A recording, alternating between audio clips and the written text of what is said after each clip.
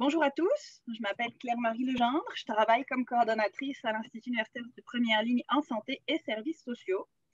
On est réunis tous aujourd'hui pour le premier midi-conférence d'une programmation de transfert de connaissances que l'Institut organise en partenariat avec le Centre RBC d'expertise universitaire en santé mentale de l'Université de Sherbrooke. Donc, il y a à peu près 300 personnes qui sont inscrites au midi-conférence d'aujourd'hui. On va être nombreux, donc on va vous demander de garder vos micros et vos caméras fermés.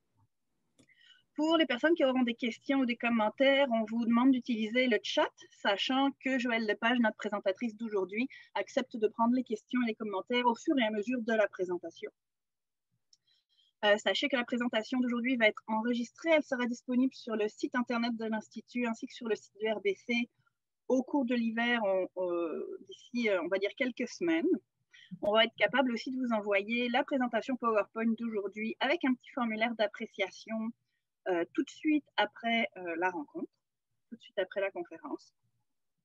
On le sait, là, que remplir les formulaires d'appréciation, des fois, on ne se donne pas la peine de le faire. Moi, la première, quand j'en reçois, on vous demande de le faire. C'est la première fois qu'on en envoie pour faire suite à nos midi-conférences. Puis, on aimerait beaucoup ça avoir votre rétroaction pour être capable de s'améliorer au maximum. Donc, ce serait vraiment apprécié que vous puissiez les compléter et nous les renvoyer. Ce n'est pas quelque chose de très, très long, puis ça va nous aider beaucoup. On va commencer. Je vais présenter notre conférencière d'aujourd'hui, Joëlle, et ensuite je vais fermer mon micro, ma caméra, et je vais vous laisser avec elle.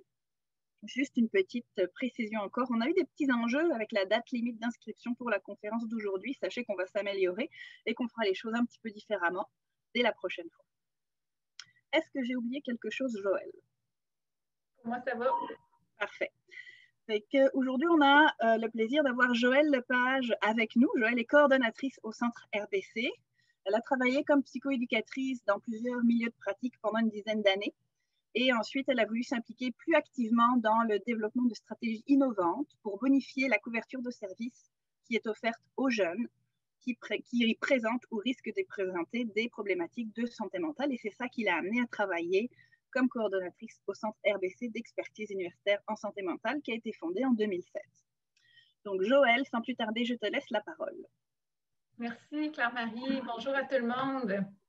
Ça me fait plaisir d'être là. C'est sûr que c'est toujours un peu particulier de donner une formation devant un mur d'écran noir. Là. Je suis habituée que ce soit plus interactif, mais à cause du grand nombre de personnes, là, évidemment, on ne pourra pas le rendre très interactif, mais n'hésitez pas, comme Claire-Marie a dit, à poser vos questions. Je vais surveiller le chat. Frédéric aussi là, va m'aider si je manque des questions sur le chat là, pour que je puisse y répondre. Donc, ça va me faire plaisir. Là, ça me fait plaisir de me faire interrompre et de le rendre le plus interactif possible dans le contexte. Donc, je vais juste vous dire un petit mot sur le Centre RBC. Là. Le but, ce n'est pas de tout vous présenter, mais juste que vous compreniez dans quel contexte ça s'inscrit, puis qui on est. Peut-être probablement qu'il y en a certains d'entre vous qui connaissent, d'autres non. Donc, le Centre RBC, c'est vraiment un centre d'expertise qui est rattaché à l'Université de Sherbrooke. Mais contrairement à la majorité des centres universitaires, on n'a pas comme mission de faire de la recherche. Donc, ce qui est un peu différent. Là. Notre mission, c'est vraiment de partir des besoins qui sont exprimés par la communauté. Donc, par les milieux scolaires, par le réseau de la santé, par le milieu communautaire, mais aussi par des jeunes, par des parents qui nous nomment des besoins puis qui nous disent c'est quoi les problématiques qui sont émergentes chez les jeunes puis pour lesquelles la couverture de services n'est pas optimale puis où on devrait insérer des nouvelles interventions pour venir répondre à leurs besoins aux jeunes puis à leurs familles. Donc, c'est un petit peu toujours de la même façon qu'on fonctionne. Là, on va travailler vraiment avec les partenaires de la communauté pour essayer de réfléchir à qu'est-ce qu'on devrait développer, mettre en place. Puis on va co-construire avec eux ces innovations-là. La recherche va venir au moment où on va implanter les initiatives, puis on va vouloir évaluer est-ce que ça donne des retombées concrètes chez les jeunes et chez les familles. Donc, on va venir rajouter de la recherche à ce moment-là. Puis, on s'est aussi donné comme mandat là, de vraiment faire le mariage entre les connaissances qui sont issues de la littérature, des bonnes pratiques, mais aussi avec les connaissances des gens sur le terrain, puis avec l'expérience des gens sur le terrain pour essayer de faire des choses qui sont vraiment arrimées aux besoins. Donc, on mène une vingtaine de projets, mais c'est sûr que parmi ces projets-là, on a un grand chantier sur l'anxiété parce que dès le départ, là, tout le monde nous nommait l'importance de s'intéresser à l'anxiété, que c'était vraiment un enjeu prioritaire. Donc, on a un grand chantier sur l'anxiété, puis probablement que certains d'entre vous avaient déjà entendu parler du programme Hors-Piste, qui est un programme qui est implanté dans les milieux scolaires. Maintenant, on a le volet primaire, on a un volet secondaire, puis on a un volet post-secondaire. Puis, ça vient agir vraiment sur le développement des compétences psychosociales des élèves pour prévenir l'anxiété chez les élèves. C'est à partir de ce programme-là que cette conférence-là a été développée. Donc, je vais vous présenter différents outils d'intervention, mais ça vient vraiment s'inspirer de ce programme-là. Je vois dans le chat, l'enregistrement de la conférence, ça va être disponible. Donc, pour ceux qui se sont joints un petit peu plus tard, il va y avoir un enregistrement, puis vous allez pouvoir le revisionner. Donc, juste vous dire d'emblée aussi que ce n'est pas une conférence qui porte sur les troubles anxieux. Donc, on ne va pas aller voir chacun des troubles anxieux avec leur spécificité puis des interventions très spécifiques avec chacun des troubles anxieux. C'est vraiment plus sur l'anxiété en général. Probablement qu'il y a plusieurs notions de base que vous connaissez déjà, mais des fois, on les connaît, mais on ne sait pas trop comment l'aborder avec les jeunes. C'est vraiment l'optique de la conférence d'aujourd'hui de voir, mais c'est quoi les notions de base, mais comment on peut les traduire, ces notions de base-là, aux jeunes avec qui on intervient, aux parents aussi. Donc, tous les visuels qu'on a utilisés, les outils que je vais vous présenter, c'est toutes des choses que vous pouvez utiliser auprès des jeunes et auprès des parents. Les outils ont été conçus pour les jeunes secondaires, mais ça serait assez facile de les adapter pour des un peu plus jeunes. Ils peuvent être utilisés chez les adultes sans problème aussi. Donc, les objectifs, vraiment, on va regarder la différence entre le stress et l'anxiété parce que souvent, on mélange les deux concepts.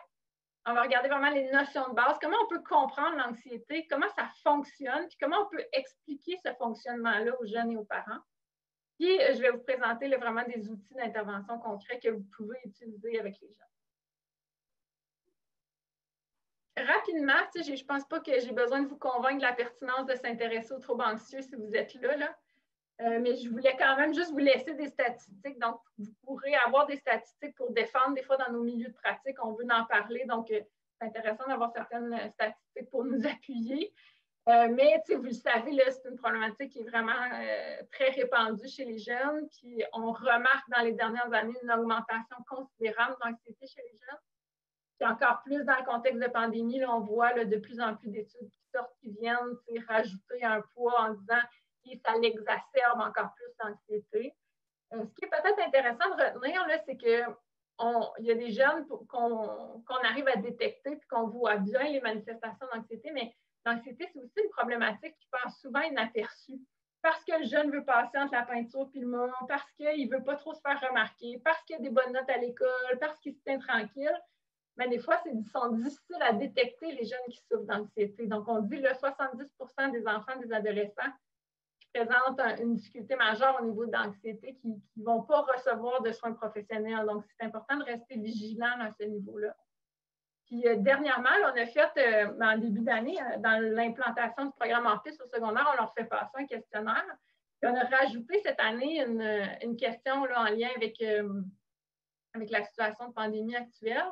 Donc, on leur demandait le confinement lié à la pandémie. Est-ce que ça a été bénéfique pour leur bien-être, leur santé mentale?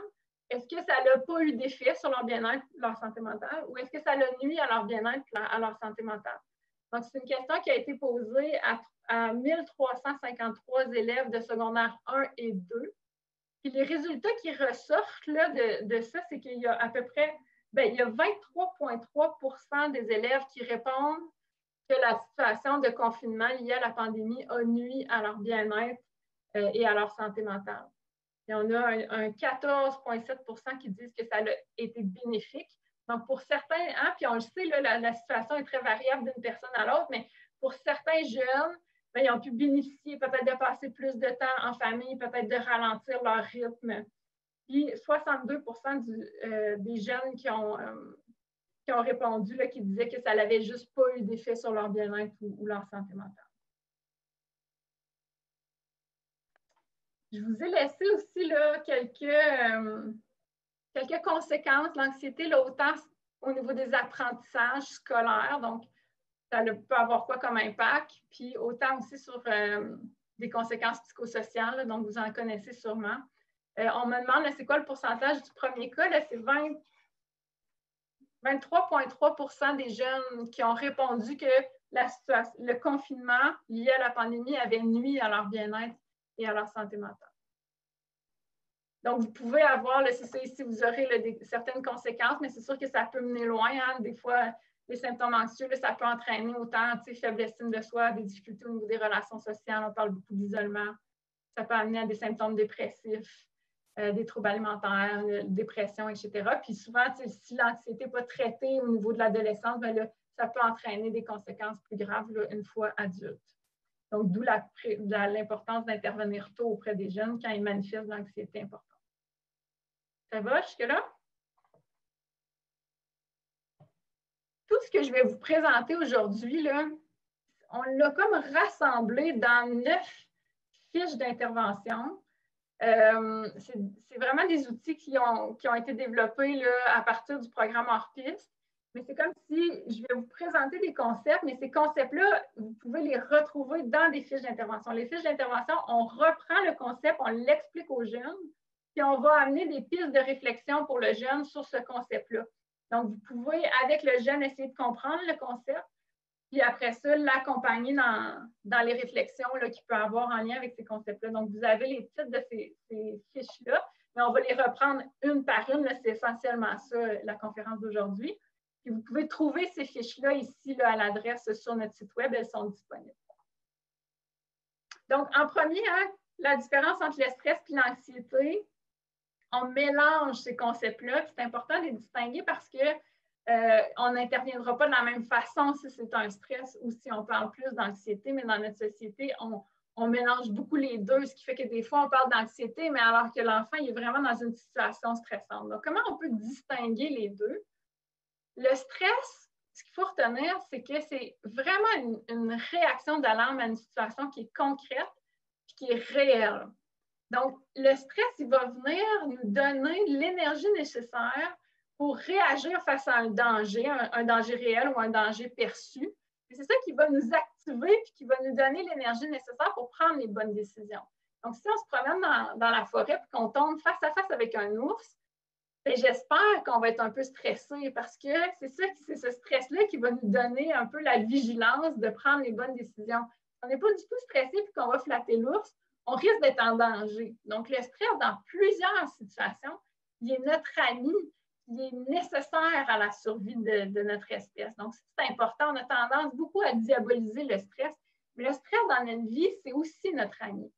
Puis, quand il est bien dosé et qu'il est en quantité raisonnable, bien, le stress va même venir augmenter nos performances parce qu'il va nous donner cet état de vigilance-là, parce qu'il va nous donner l'énergie de faire face aux situations. Si on a un examen ou si les élèves ont un examen ou qu'on fait une présentation, mais si on n'est pas du tout stressé, bien, on n'étudiera pas, on ne se préparera pas, etc. Donc, ça risque de nuire à notre performance. Par contre, il y a comme les deux autres extrêmes.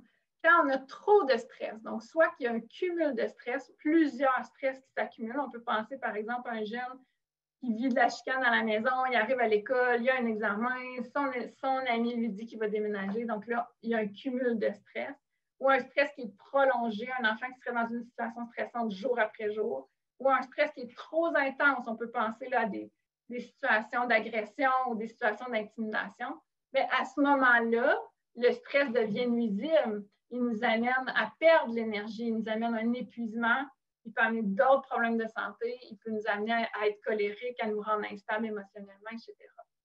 À l'inverse, s'il y a une absence complète de stress, bien ça non plus, ce n'est pas favorable parce que là, on va être apathique, on n'aura pas d'énergie, on n'aura pas de motivation, puis on va avoir de la misère à se mettre en action. Pour illustrer ça, vous pouvez utiliser la courbe inversée du stress. Comme je vous l'ai dit, là, tout est dans les fiches d'intervention.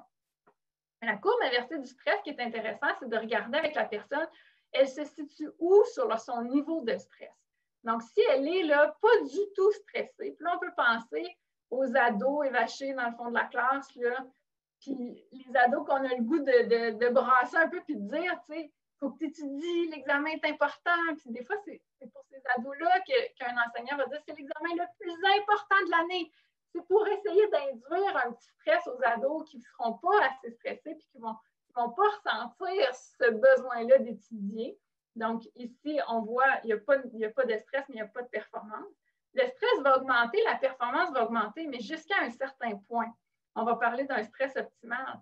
Si le stress continue à augmenter, bien, c'est là où notre performance va diminuer. Là, on va être dans l'autre extrême de la courbe où on va vivre trop de stress. Donc, je reprends ma phrase de c'est l'examen le plus important de l'année. Mais on a des ados qui vont être ici, mais on a des ados qui vont être dans l'autre bout aussi, qui sont déjà trop stressés. Fait que cette même phrase-là va avoir un impact très différent en fonction des individus. Donc, une fois qu'on sait où se constitue sur cette courbe-là, puis là, on s'entend qu'on n'est pas toujours à la même place tous les jours, là, ça varie. Mais si on voit où se constitue dans cette courbe-là, on va pouvoir dire, bien, si je suis trop stressée, est-ce que je peux prendre des moyens pour soit éliminer des facteurs de stress ou apprendre à les tolérer si je ne peux pas les éliminer. Si je ne suis pas assez stressée, bien, est-ce que je peux me mettre un peu plus en action? Si on parle de l'anxiété, c'est un peu différent. L'anxiété, on n'a pas besoin d'avoir une situation qui est concrète et qui est réelle. L'anxiété, elle va se manifester devant l'anticipation d'une situation.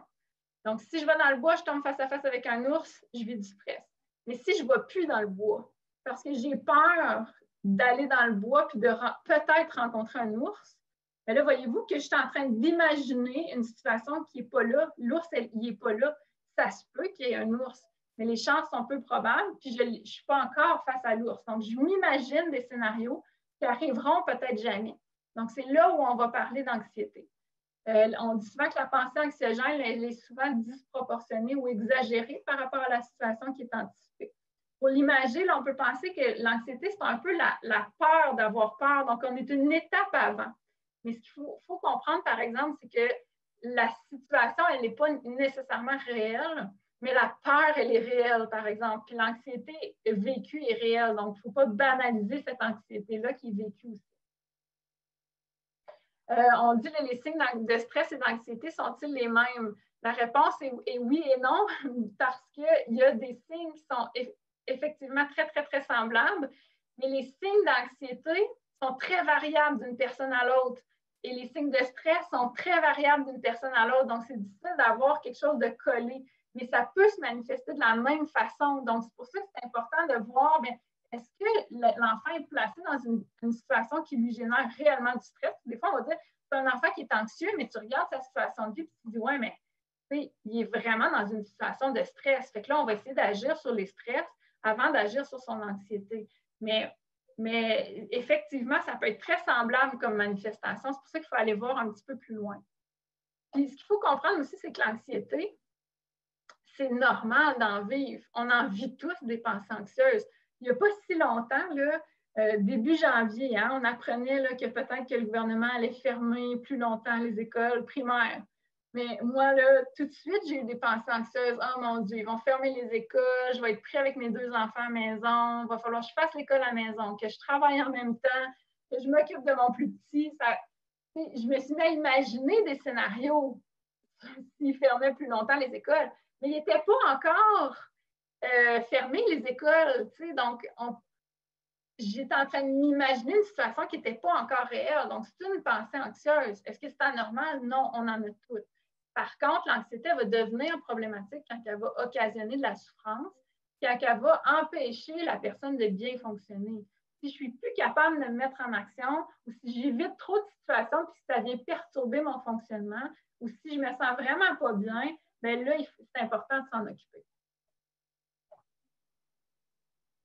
Ça va jusque-là? Vous pouvez utiliser les pouces aussi, mais je sais qu'il n'y a pas de pouces par en bas, c'est un petit peu inutile, mais bon. On passe à un autre concept. On a essayé, pour rendre ça très concret, on a essayé d'imager c'était quoi de l'anxiété et comment ça fonctionne.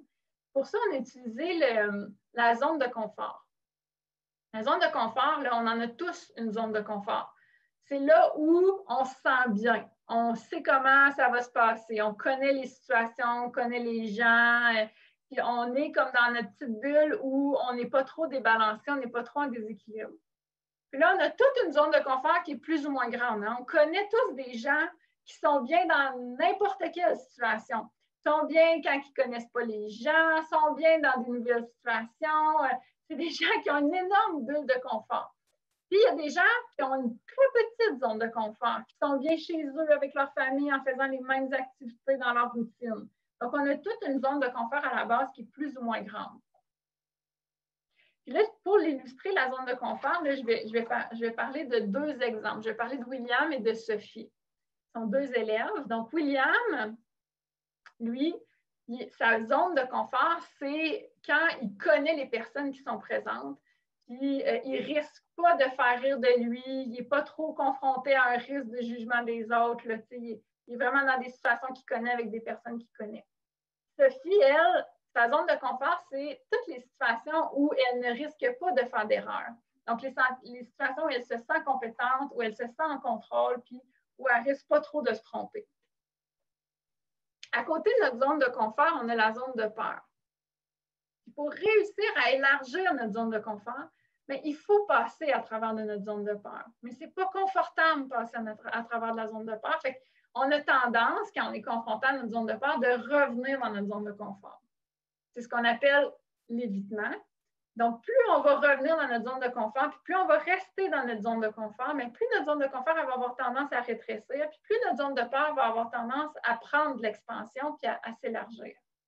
Donc, quand on a beaucoup d'anxiété, beaucoup de peur, bien, notre zone de confort elle peut devenir vraiment toute petite. Puis là, on peut penser aux jeunes là, qui ne sont plus capables d'aller à l'école ou aux personnes qui sont plus capables de sortir de chez eux parce que leur zone de confort est rendue trop petite, puis la zone de peur est rendue trop grande. Donc, dans nos exemples, là, si on prend William, il va apprendre aujourd'hui qu'il bascule en zone rouge, puis il doit faire des cours à distance. Il n'a jamais fait ça.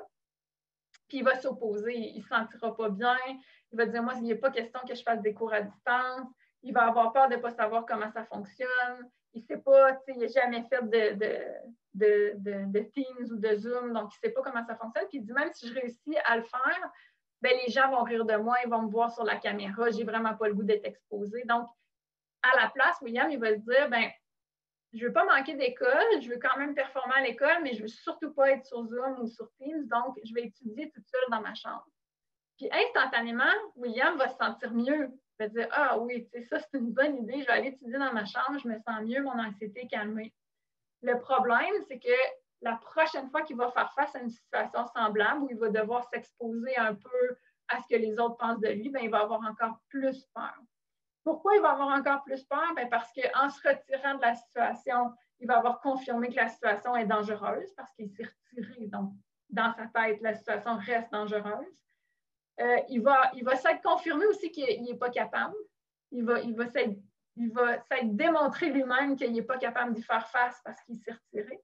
Puis, il va aussi avoir goûté à l'évitement, puis il va se dire, mais ça, c'est une stratégie qui fonctionne parce que quand j'évite, ça me fait du bien à court terme.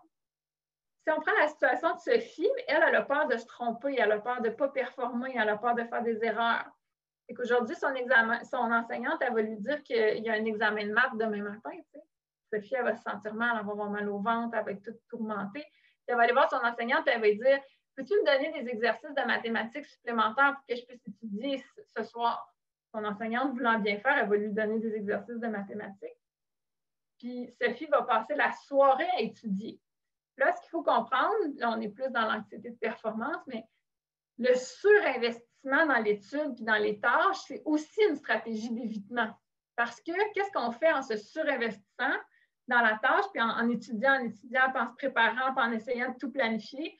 Bien, on essaie d'éviter de faire des erreurs. La zone de peur, c'est de faire des erreurs. Fait qu'on essaie d'éviter de faire des erreurs. Donc, Sophie, elle va faire ça toute la soirée. Puis elle va se coucher, elle va être mal, elle va avoir mal au ventre, elle va se lever tout croche, elle n'aura pas le goût d'aller à son examen. Elle va le faire, son examen. Mais elle va avoir de la misère à se concentrer, elle ne sera pas satisfaite d'elle, elle va entretenir des pensées comme quoi qu'elle va échouer son examen, alors que Sophie, c'est une bonne étudiante. Mais si elle continue à mettre l'emphase sur ses performances, puis si elle continue d'avoir peur de faire des erreurs comme ça, puis d'utiliser des stratégies pour ne pas en faire, elle va avoir de plus en plus peur de faire des erreurs. Donc, sa zone de peur, elle va prendre de l'expansion. Dans l'anxiété de performance, là, elle, Sophie, elle s'est surinvestie dans la tâche. Mais il y a comme une autre stratégie aussi là, qui est beaucoup utilisée par les élèves qui ont peur de faire des erreurs. C'est le contraire, c'est de rien faire. T'sais. Procrastiner, s'opposer, refuser de faire les exercices, pas se présenter à l'examen, etc. Donc, c'est comme une autre stratégie souvent pour ne pas faire d'erreur. Donc, quand on a un élève qui boque en bon français, là, qui s'oppose, qui ne veut pas faire, mais des fois, c'est aussi parce qu'il y a une peur de cacher en arrière de cette opposition-là. Donc, pour l'illustrer, là, vous avez la zone de confort, mais vous avez aussi la courbe d'évitement.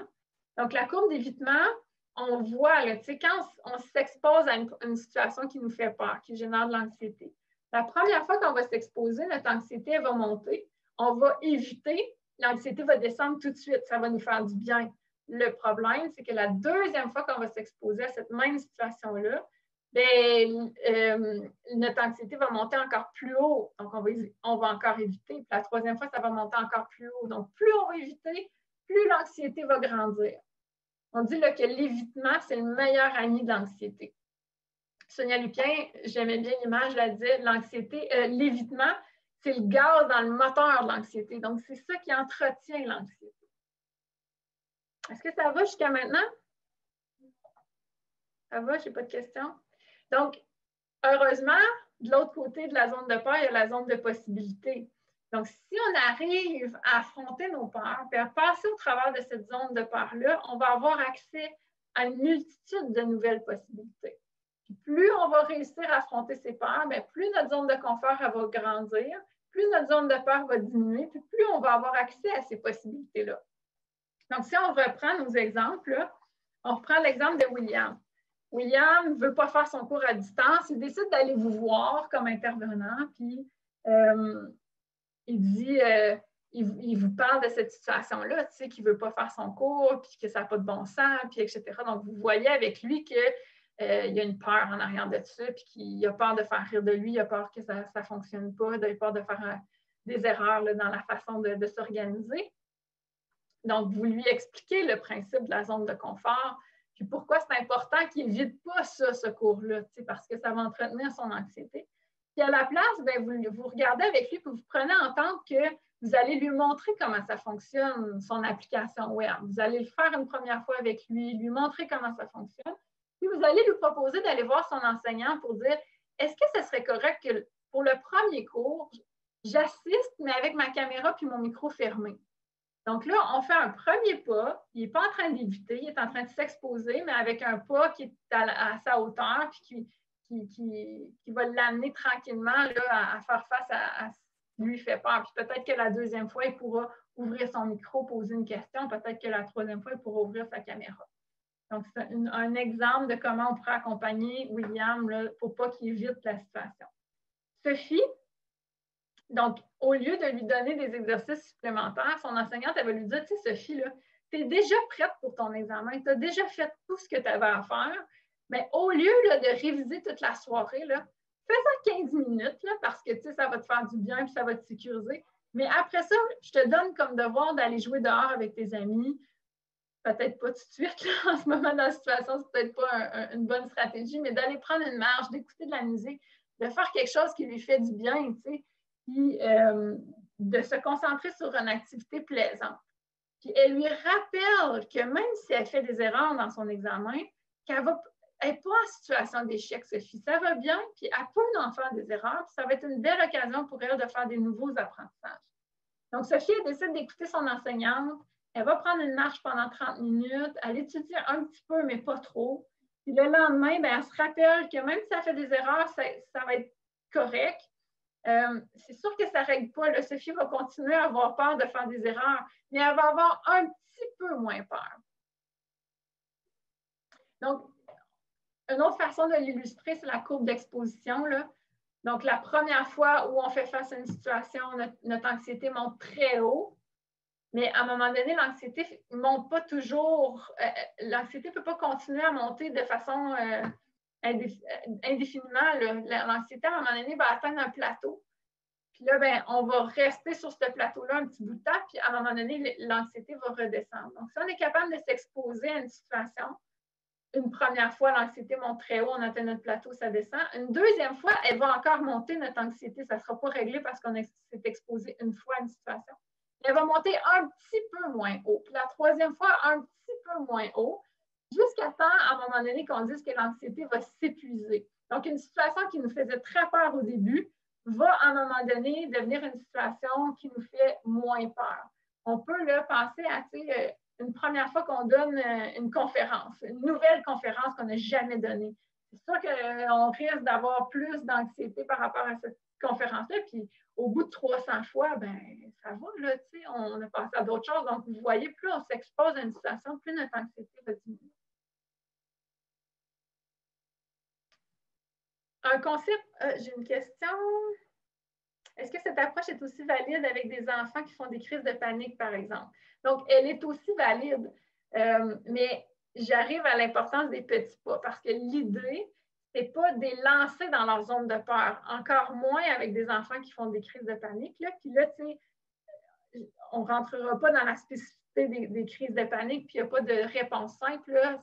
Les stratégies vont varier d'un élève à l'autre, puis en fonction de ce qui cause les crises de panique. Puis on n'ira pas dans le détail là-dedans. Mais l'idée de s'exposer, c'est la même, sauf qu'il faut y aller de façon extrêmement graduelle pour ne pas provoquer des... Parce qu'une fois que tu tombes dans la crise de panique, c'est très, très souffrant et c'est très difficile. Donc, comment on peut amener l'élève à s'exposer, mais s'exposer assez graduellement pour pas que ça soit une trop grosse marche et que ça déclenche des crises de panique. Là. Donc là, j'arrive au petit pas. S'il y a une chose à retenir, c'est vraiment ça. L'idée, c'est de ne pas lancer l'enfant à l'eau s'il y a une peur terrible de l'eau. Il faut vraiment y aller de façon très, très graduelle. Donc, on le voit bien, hein, c'est une image que vous pouvez reprendre avec les jeunes, avec les parents aussi, parce que quand on intervient avec les parents, il y a comme deux, des fois, je caricature vraiment, mais il peut y avoir deux types. Là.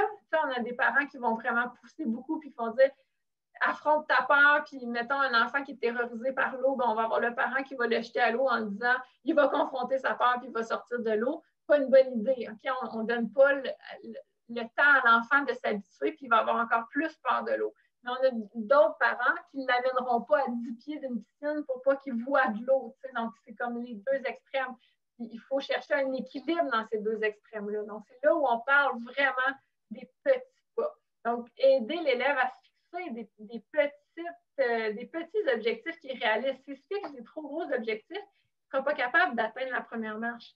Je ne sais pas ce que vous vivez là en intervention, les autres, mais moi, ça m'est arrivé quand même assez souvent d'avoir des jeunes devant moi, et on leur demande de se fixer des petits objectifs, puis ils se fixent des gros objectifs. C'est comme si tout de suite, ils veulent atteindre la cible. Il faut vraiment travailler avec eux pour réduire puis d'y aller étape par étape. C'est la réussite de ces petites étapes-là qui vont lui donner confiance pour la suite. Donc, c'est pour ça que c'est important de ne pas lui faire vivre d'échecs. Surtout que s'il va dans sa zone de peur et que c'est trop épeurant et qu'il évite, on vient de renforcer son mécanisme d'évitement. Donc, il faut vraiment y aller graduellement. C'est à l'élève de trouver ses propres objectifs. C'est une très bonne question. Prochaine diapo. Dans le fond, c'est à l'élève idéalement, mais avec un accompagnement. Donc, c'est sûr que si l'élève est capable de se fixer lui-même ses propres objectifs, ses propres petits pas, c'est encore beaucoup plus riche que si c'est nous qui déterminons ces petits pas. Mais là, il faut l'accompagner parce qu'il ne sera pas nécessairement capable de le faire tout seul. Donc, un exemple, là, c'est de lui demander qu'est-ce que tu aimerais être capable de faire? J'aimerais être capable de me faire un nouvel ami, par exemple. OK, tu aimerais être capable de te faire un nouvel ami. Mais est-ce qu'on peut partir de ça et essayer de trouver 7 petites étapes que tu peux faire pour avoir le courage d'aborder un nouvel ami? Et ça ne sera peut-être pas d'aller voir un camarade dans l'école et dire « Veux-tu jouer avec moi? » Ça serait beaucoup trop anxiogène pour certains jeunes. Là, on parle des jeunes qui ont vraiment plus de la difficulté à entrer en contact avec les autres. Peut-être que la première étape, ça va être juste de regarder un ami dans la cour de récréation. Peut-être que ça va être juste d'y faire allô de la main puis continuer son chemin. Peut-être que chez les plus vieux, ça va être de dire je me tasse d'une chaise vers les autres à la cafétéria ou je ne mange pas toute seule dans mon coin, mais plutôt je me rapproche de la cafétéria. Donc, ça va être vraiment de regarder avec l'élève comment on peut décortiquer expliquer des petites étapes pour qu'il soit capable d'aller de plus en plus vers son objectif. Mais idéalement, si on a un jeune qui est capable de participer à ça et de se fixer ses objectifs, c'est vraiment l'idéal. Est-ce que ça va? On continue? On tombe un peu dans d'autres choses. Vous connaissez sûrement le lien entre les pensées, les émotions, les sensations, les réactions. La façon qu'on va percevoir une situation, ça va avoir une grande influence sur comment on va se sentir, qu'est-ce qu'on va faire. Puis ça, c'est constamment en action. Pour l'illustrer, là, on a un petit exercice que je vais vous faire et que vous pouvez faire aussi aux jeunes ou aux parents pour illustrer ce principe-là. Donc là, ça va vous demander un petit peu de participation sur le chat. Je vais vous demander de fermer vos yeux, puis je vais vous demander de vous imaginer que vous dormez profondément dans la nuit, puis que vous vous réveillez en sursaut avec un bruit de vitre brisée. Puis là, vous vous dites dans votre tête, c'est un voleur qui vient de rentrer dans ma maison. Vous vous sentez comment? Puis vous faites quoi? Puis là, allez-y dans le chat. Vous vous sentez comment? Vous faites quoi?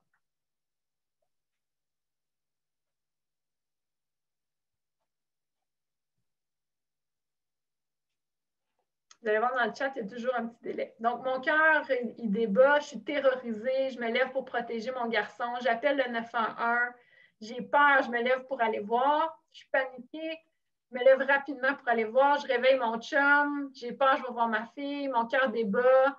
Donc, beaucoup de peur, je fuis, je vais voir, puis on voit, hein, chacun a sa façon de réagir, là. Donc, je suis craintive, je me demande comment je vais aller chercher mon cellulaire, je me cache, j'envoie le chien. Donc, il y a toutes sortes de stratégies, mais ça tourne beaucoup autour de j'ai peur puis je suis terrorisée. On va recommencer l'exercice, exactement la même chose. Vous fermez les yeux, puis vous vous imaginez que vous dormez profondément dans la nuit, puis vous vous faites réveiller en sursaut avec un bruit de vitre brisée.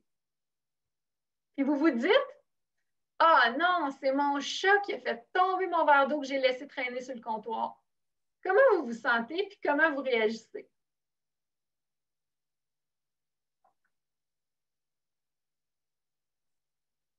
Je suis soulagée. Je laisse faire, je me rendors, je suis ennuyée. Je vais ramasser, je ris, je suis fâchée, mais c'est mignon, je le pardonne. Je me dis que c'est pas grave, je suis fâchée contre mon chat, je vais ramasser, je me sens en contrôle, je ramasse, je suis découragée. Je suis un peu déçue, j'invite mon chat à quitter le domicile. Donc, je vais voir, je ramasse, etc. Là, je me dis que je vais nettoyer demain, je me rendors. Donc, vous voyez que c'est exactement la même situation. On dort dans la nuit, on se fait réveiller par un bruit de vitre brisée. C'est la même situation. Mais la façon dont on l'interprète, donc notre pensée, va avoir une influence énorme sur la façon qu'on va se sentir, sur ce qu'on va faire. Donc, des fois, il faut amener les jeunes, il faut nous amener nous-mêmes à voir les choses un peu autrement. Puis comment on fait ça?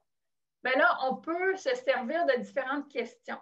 Puis avant, là, la TCC nous amenait beaucoup à réfléchir à est-ce que c'est vrai ou c'est pas vrai la pensée? Puis on essayait de voir si c'est vrai ou c'est pas vrai. Mais tu sais, si c'est vrai ou c'est pas vrai, là, ça a peu d'importance parce que souvent, là, une pensée anxieuse, c'est un peu vrai, c'est un peu pas vrai. Puis de débattre là-dessus, ça ne sert pas à grand-chose, tandis qu'on peut plutôt poser une question, est-ce que c'est aidant ou est-ce que c'est pas aidant?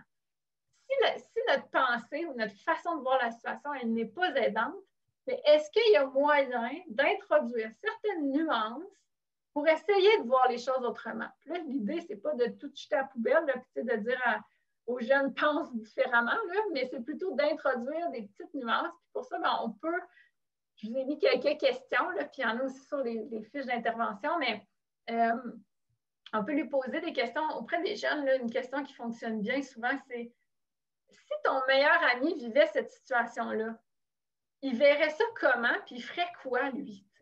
Là, des fois, c'est un peu différent de comment lui voit cette situation-là. Fait qu'on lui montre une autre façon de voir la situation. On peut lui demander, es-tu 100% certain que ça va se passer de cette façon-là ou est-ce qu'il y a d'autres possibilités? Des fois, c'est de dire, hey, soyons fous, imaginons toutes les façons que ça pourrait se passer. Juste pour introduire d'autres notions, puis amener tranquillement l'élève à se poser des questions, puis à essayer de changer un peu sa perception. Donc, vous avez là, quelques exemples de questions pour les amener à faire ce cheminement-là. Souvent, avec les jeunes qui vivent beaucoup d'anxiété, il y a des pensées clés, hein? Des pensées qui reviennent tout le temps. Là. Donc, on peut essayer d'identifier aussi c'est quoi la pensée qui revient tout le temps, c'est toujours la même pensée qui est derrière l'anxiété. Puis là, essayer d'identifier ça, puis d'essayer d'introduire certaines nuances. Là. Un autre outil qu'on aime beaucoup utiliser là, avec les jeunes, il y a une question, comment faire quand c'est une situation qui s'est réellement passée? Par exemple, un cambriolage versus dans la nuit. Bien là, ouais, c'est une bonne question, mais la situation, elle s'est réellement passée, mais là, on essaie de voir comment on peut nuancer notre pensée pour les événements qui vont venir. Tu sais.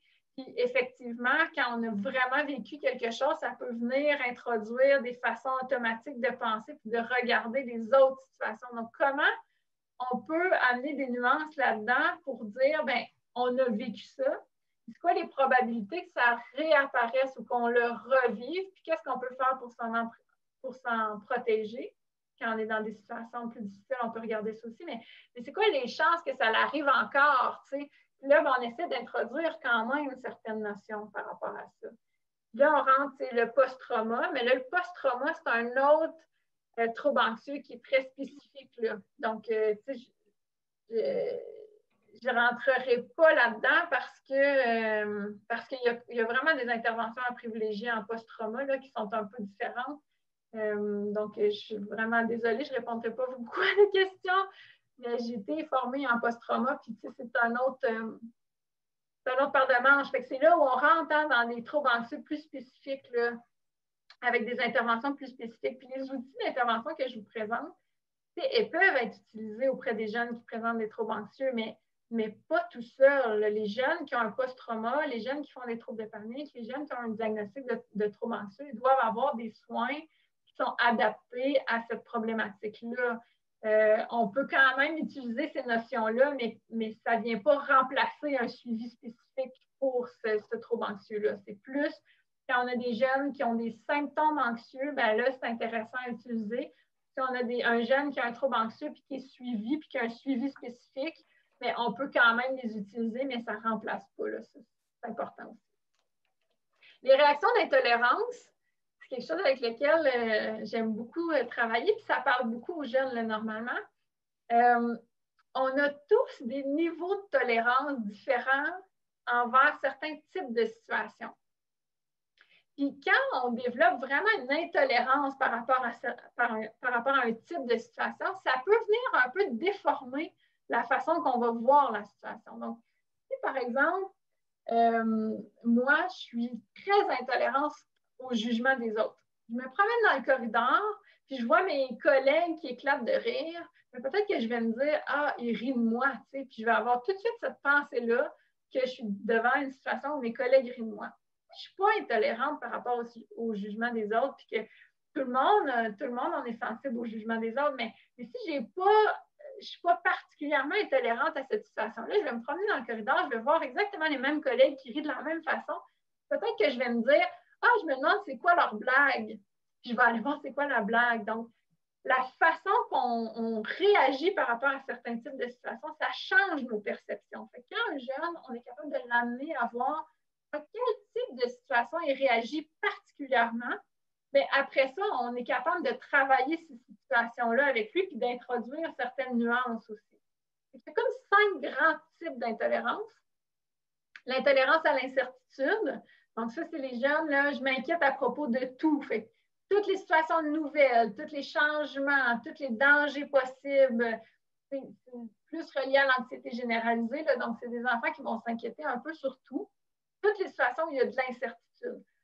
En ce moment, là, la situation de pandémie, c'est l'enfer pour ceux qui ont une intolérance à l'incertitude parce que tout est incertain, tout change tout le temps. Là. Donc, ça, c'est particulièrement difficile pour les gens qui ont une intolérance à l'incertitude en ce moment. Il y a le perfectionnisme. Donc, l'intolérance au risque d'erreur. Si je ne suis pas satisfait si ce n'est pas parfait. Donc, l'intolérance au risque d'erreur, c'est une tendance à critiquer ses propres réalisations. C'est une intolérance aux choses qui sont non parfaites et à la culpabilité. La responsabilité excessive, c'est les gens qui vont tout porter sur leur dos. Donc, tout est de leur faute. Ils ont tendance à se sentir tout le temps coupables pour tout ce qui se passe. Ils se sentent responsables du bien-être de tout le monde et de toutes les situations qui se passent. Donc, c'est une intolérance au fait que les conséquences qui pourraient arriver aux autres, puis que ce soit de leur faute. Donc, que tu n'aies rien fait pour les prévenir ou que tu aies fait quelque chose qui entraîne des conséquences chez les autres. La peur du jugement des autres, qui est extrêmement présente chez les adolescents, c'est une des principales peurs. Donc, je sais qu'ils me jugent. C'est une intolérance au jugement, à la critique possible des autres, à la dérision ou au fait de faire rire de soi. L'intolérance aux émotions négatives, aux sensations physiques désagréables. Ça, c'est tout les jeunes qui portent beaucoup leur regard sur leur corps. J'ai mal au ventre, je me sens pas bien, qu'est-ce qui va arriver tout d'un coup que je vomis, etc. Donc, c'est quelque chose ne va pas dans mon corps. C'est la tendance à s'inquiéter exagérément des sensations physiques et des symptômes provoqués par l'anxiété. Oui, on dit que la pandémie amène une exposition pas très graduelle à l'incertitude, effectivement. Donc, voyez-vous, là, les situations d'intolérance, l'idée, c'est de regarder, puis là, on n'a pas une intolérance, là, on est intolérant à différents niveaux sur différentes situations. Donc, l'idée, la fiche d'intervention amène le jeune à regarder, bien, c'est quoi ces intolérances-là? Puis, où est-ce qu'il se situe par rapport à ce type de situation-là? Pour chaque type de situation, où est-ce que mon niveau d'intolérance se situe? Si on regarde, moi, je suis vraiment intolérant à ce type de situation-là, bien là, on reste vigilant à ce type de situation-là. Puis on peut le réutiliser, on peut faire un travail avec le jeune sur ça, puis le réutiliser après pour dire, hey, te souviens-tu, tu étais, tu sais, et on a fait comme des échelles de 1 à 10 là, de niveau d'intolérance, bien, on regarde, te souviens-tu, tu étais intolérant à 9 sur ce type de situation-là, on le travaille ensemble, puis là, donc ça peut permettre aussi de faire un peu un comparatif, puis de regarder avec le jeune sa progression. Après ça, bien, il y a tout le travail au niveau des émotions. Donc, évidemment, là, c'est un gros travail à faire avec les jeunes. Puis, il y a plein de façons différentes d'aborder les émotions. Je vais vous en proposer une. Je vais aller voir la question. Je me pose la question. Lorsque je passe une entrevue pour un travail, comment diminuer le stress du corps? C'est une très bonne question.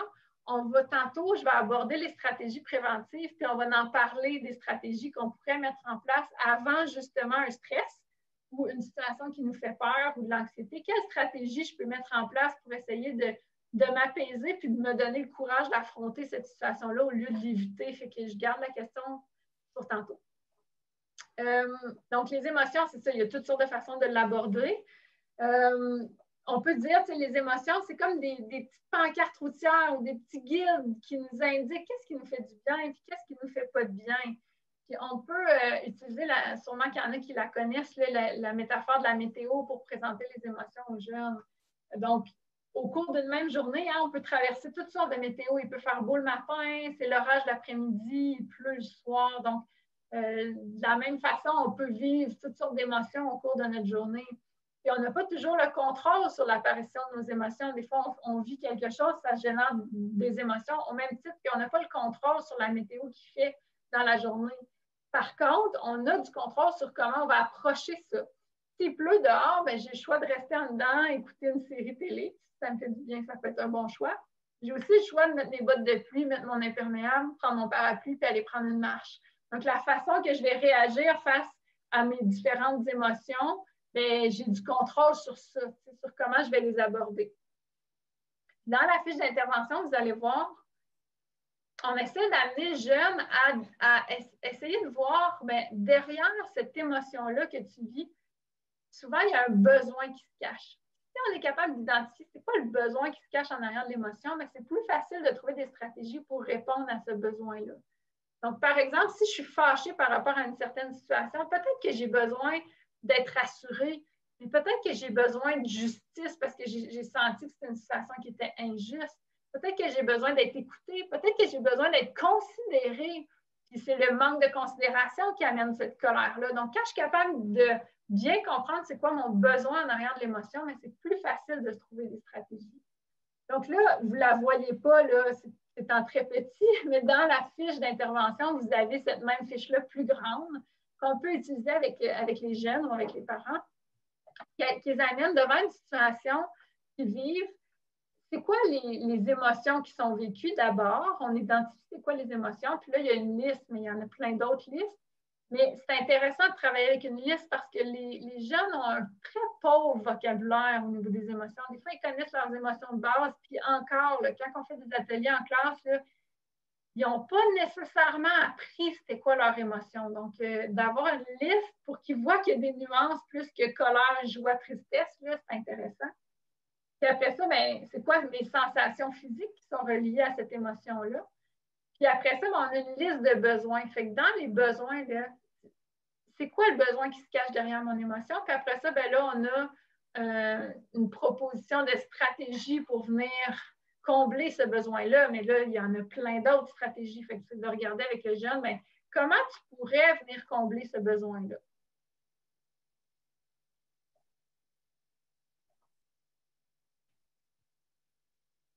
Après ça, il y a toute la question des habitudes de vie. OK? Là, j'ai mis une petite plante là, parce qu'on peut se servir d'une métaphore pour essayer d'expliquer c'est quoi l'importance des habitudes de vie. Puisqu'on en entend beaucoup parler des habitudes de vie, mais il faut s'imaginer, là, si on plante une petite graine là, dans un terreau qui est très fertile, avec tous les nutriments nécessaires, puis qu'on l'arrose, puis qu'on en prend soin, puis qu'on le place au soleil, puis qu'on s'assure que quand la petite graine a germe, on place la bonne lumière, puis on lui donne les bons engrais, etc., bien, on a beaucoup plus de chances que cette petite graine-là pousse en santé, puis se déploie, puis devienne forte. Mais cette même petite graine-là, si on la place dans du sable, puis qu'on lui donne du coke au lieu de l'eau pour l'arroser, puis qu'on la place à la noirceur, puis qu'on n'en prend pas soin, bien, c'est la même petite graine, mais elle ne va pas être capable de se déployer comme dans le premier terreau. C'est un peu l'image qu'on peut donner quand on parle des habitudes de vie. C'est beau être fort comme personne, d'avoir toutes tes compétences, tes forces, tes ressources. Si tu es dans une situation où tu ne prends pas soin de toi, puis où tu es dans des conditions adverses, ça va être très difficile de prendre soin de ton bien-être, de te déployer, puis de te développer. Donc, comment on peut faire pour rendre ton environnement plus favorable à ton bien-être, puis plus favorable à ta capacité à gérer ton stress et ton anxiété? Quand on a des enfants très jeunes, ils ont un peu moins de contrôle sur leur environnement. Et donc, c'est au niveau des parents qu'il faut aller sensibiliser sur l'importance qu'eux, en tant que parents, ont sur l'environnement qu'ils peuvent offrir aux jeunes. Puis plus le jeune vieillit, bien, plus il y a du contrôle. Puis même à l'adolescence, ils n'ont pas de contrôle sur tout. Là. Mais est-ce qu'il y a des zones sur lesquelles ils ont du contrôle? Fait que c'est sûr que si on a un jeune qui consomme, qui dort 4 heures par jour, qui mange du McDo 3 fois par jour, ben, il ne se donne pas les bonnes conditions pour favoriser son bien-être psychologique puis favoriser sa capacité à gérer son anxiété. Donc, c'est aussi important d'aller travailler l'environnement dans lequel l'enfant s'inscrit. On dit comme une plante, on ne peut pas tirer dessus pour qu'elle pousse plus vite. Oui, merci. Effectivement, c'est une très belle image. Quand on parle d'habitude de vie, là, on parle souvent, on entend souvent là, le sommeil, l'alimentation et l'activité physique. C'est comme les 3 habitudes de vie de base qu'on entend toujours parler. Puis c'est 3 habitudes de vie très importantes. Mais il y en a d'autres, puis on en parle beaucoup moins des autres. Et que je vous ai mis une liste d'habitudes de vie aidantes pour aider les jeunes à favoriser sa saine gestion de l'anxiété. Mais il y a aussi toute la notion d'entretenir des relations saines avec les autres, d'avoir un support social. On va le voir plus loin, le réseau de sport. Avoir un sommeil adéquat, une alimentation, bouger, faire de l'exercice, ceux-là, on les connaît. Mais aussi prendre du temps pour avoir du plaisir. Puis des fois, celle-là, on l'oublie. Prendre du temps pour avoir du plaisir, entretenir un bon équilibre entre les différentes sphères de vie. Donc, dans ma tarte, là, si je fais des pointes de tarte, quelle portion je mets en lien avec le travail, la famille, les amis, les études? Est-ce que c'est équilibré?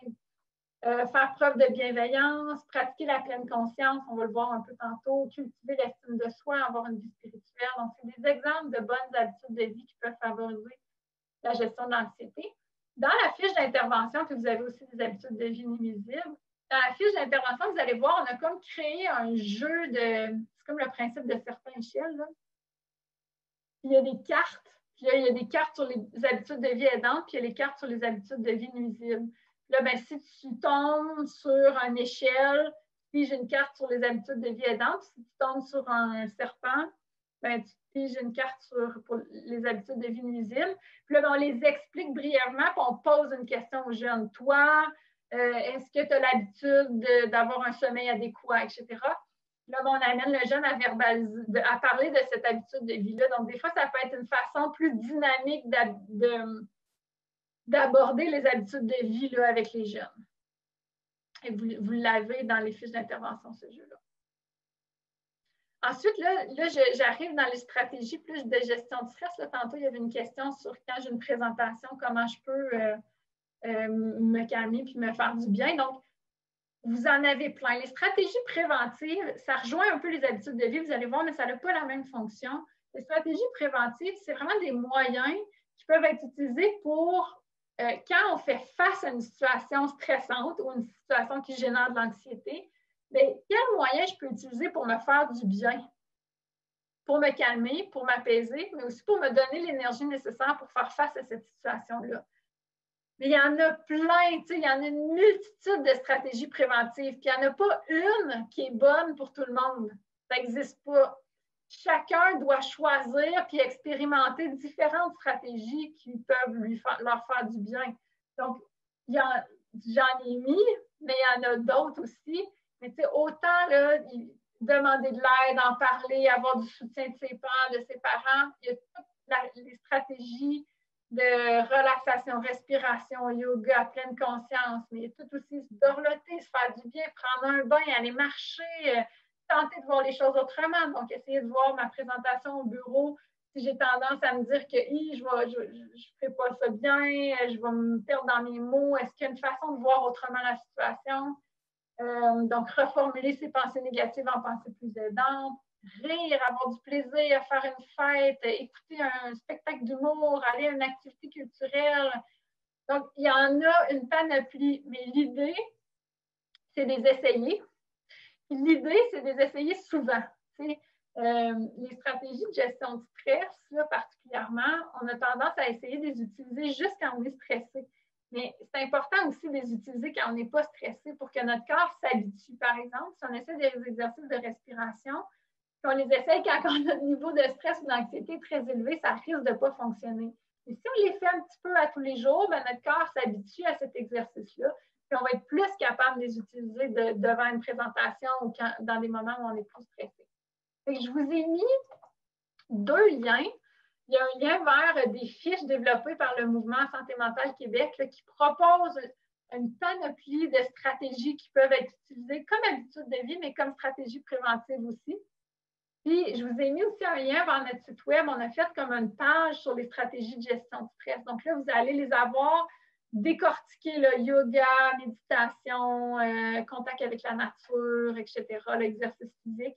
Donc, vous allez toutes les avoir de décrites avec des exemples de liens. Puis le vive YouTube, là, allez vous promener sur YouTube, il y en a plein d'exercices, cohérence cardiaque, etc., respiration. Donc, on a mis des exemples de liens, mais vous pouvez aller visiter aussi d'autres liens, là, puis regarder qu'est-ce qui vous fait du bien. Juste pour vous donner un exemple, là, ça ne peut pas être les mêmes affaires pour tout le monde. J'ai ma fille à la maison qui aime beaucoup faire de la méditation. Puis avant le soir, elle se met de méditation. T'sais. Moi, j'en ai plein des belles méditations pour enfants au travail. Puis à chaque fois, j'y en amène une que moi, je trouve super belle puis vraiment pertinente. Elle l'aime pas, tu sais. Puis elle va fouiller sur YouTube, puis elle trouve des liens, puis ça serait pas mes choix. Mais pour elle, c'est ça qui lui fait du bien. Fait que c'est important vraiment d'aller avec ce qui fait du bien à la personne et non ce qui nous fait du bien à nous comme personne.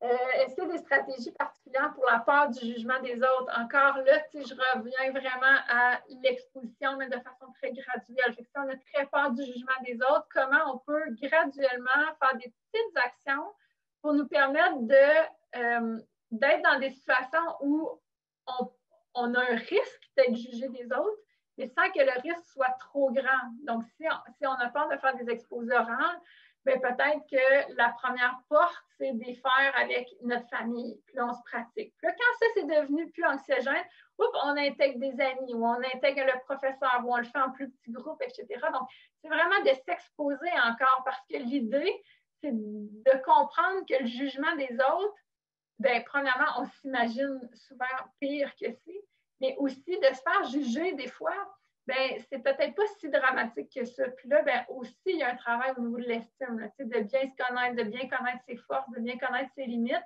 Puis quand on se connaît bien et on a une bonne estime, bien, ça fait un peu un bouclier aussi par rapport au jugement des autres parce que là, le jugement des autres a moins d'impact sur la définition de qui on est. Là. Je sais pas si ça répond. Le réseau social de soutien, c'est une autre stratégie qu'on peut utiliser avec les jeunes. Avoir accès à un réseau social de soutien, c'est vraiment un bouclier face à l'anxiété. C'est un facteur de protection qui est très, très important. Là, bien, il y a un exercice qu'on peut faire avec les jeunes en lien avec ça pour leur permettre d'avoir une image de c'est quoi leur réseau social de soutien. Fait qu'on les invite à faire leur carte de réseau social de soutien. Là, je vous ai mis vraiment toutes les consignes pour la faire, cette carte-là, mais l'idée, c'est de dire, bien, dans les personnes qui t'offrent du soutien, là, que tu aimes bien, qui t'offrent du soutien, on va premièrement faire des pointes de tarte dans les différentes sphères qui regroupent ces personnes-là. Donc, on va leur demander de faire une sphère pour l'école, une sphère pour les loisirs, une sphère pour la famille, une sphère pour les enseignants, une sphère pour les intervenants. Donc, c'est où qu'il y a des personnes qui leur donnent du soutien. Puis là, la grosseur de la pointe de tarte, c'est en lien avec l'importance qu'ils accordent à cette catégorie de personnes-là. Après ça, on va lui dire, dans le premier cercle, dans le petit cercle, inscris les prénoms des gens que tu côtoies tous les jours, les personnes qui sont vraiment proches et que tu vois souvent, qui t'apportent du soutien, qui te donnent de l'aide. Dans le deuxième cercle, inscris les gens que tu vois régulièrement, mais une fois par semaine, une fois par 2 semaines. Puis dans l'autre cercle, écris le nom des personnes qui t'apportent du soutien, mais que tu as peu de contact avec eux, tu les vois peu souvent. Puis après ça, on va leur dire, fais des flèches de toi aux autres personnes, puis essaie de voir, est-ce que c'est une relation où tu donnes plus que tu reçois? Donc là, tu fais une flèche vers l'autre personne. Est-ce que c'est une relation où la personne donne plus, elle te donne plus que toi, tu lui donnes? Donc là, c'est une flèche vers le jeune. Puis, ou est-ce que c'est une relation réciproque? Donc, après avoir tout fait ça, on peut analyser le réseau social de soutien avec le jeune. Est-ce que c'est un jeune qui a des personnes dans toutes les catégories ou, au contraire, il y a du soutien de sa famille, mais il n'y a pas d'amis, il n'y a pas d'intervenants, il n'y a personne d'autre autour de lui? Est-ce que c'est un jeune où toutes les personnes qui peuvent lui apporter du soutien se retrouvent dans les grandes sphères? Fait qu'il ne les voit pas souvent, il n'y a pas peu de contact avec eux. Est-ce que c'est un jeune qui donne énormément mais qui reçoit peu ou le contraire? Donc, on va pouvoir regarder avec le jeune, analyser un peu son réseau social, puis après ça, déterminer, bien, OK, bien, tu es satisfait, à quel point tu es satisfait de ce réseau social-là, puis qu'est-ce qu'on pourrait mettre en place ensemble pour venir bonifier les zones qui sont moins couvertes? S'il n'y a pas d'amis, mais comment on pourrait faire pour mettre plus de catégories d'acteurs aussi? Le soutien qu'il reçoit, c'est avec des personnes qui sont très éloignées de lui, mais est-ce qu'il y a moyen de créer plus de contacts avec ces personnes-là? Donc, c'est comme ça qu'on va regarder avec le jeune comment bonifier son réseau social de soutien. Je vous laisse, là, je vois l'heure qui file, puis les gens, là, je sais qu'à partir d'une heure, c'était de midi à 1h30, mais je sais qu'à partir d'une heure, il y a beaucoup de gens qui doivent quitter. Là. Donc, le dernier outil qu'on vous présente, ce n'est pas dans les fiches d'intervention, mais on a un guide vraiment complet sur la pleine conscience. Donc, c'est pour ça qu'on n'a pas de fiche d'intervention à part. Mais pour ceux qui connaissent la pleine conscience, c'est vraiment l'habileté de se retrouver dans le moment présent, de regarder comment on se sent dans le moment présent, puis d'être pleinement présent à ce qu'on vit en ce moment. Fait que c'est un bel outil pour les jeunes qui vivent l'anxiété et qui ont tendance à se projeter tout le temps dans l'avenir. C'est un bel outil pour les ramener à mais qu'est-ce qui se passe ici et maintenant? Qu'est-ce que tu vis ici et maintenant? Puis essayer de ralentir un petit peu les pensées qui sont associées au futur ou le fait de ruminer des choses qui se sont passées dans le passé. Donc, pour ça, là, vous avez le guide de présence à soi. C'est un recueil qui a été élaboré là, par un chercheur ici, puis une de ses étudiantes, qui explique en détail c'est quoi la pleine conscience, mais c'est un guide qui s'adresse vraiment aux jeunes. Fait que ça parle aux jeunes. Ça leur explique c'est quoi la pleine conscience, puis ça leur propose une panoplie d'activités de pleine conscience qu'ils peuvent faire. Donc, ça, vous pouvez aller le télécharger sur notre site web, il est disponible.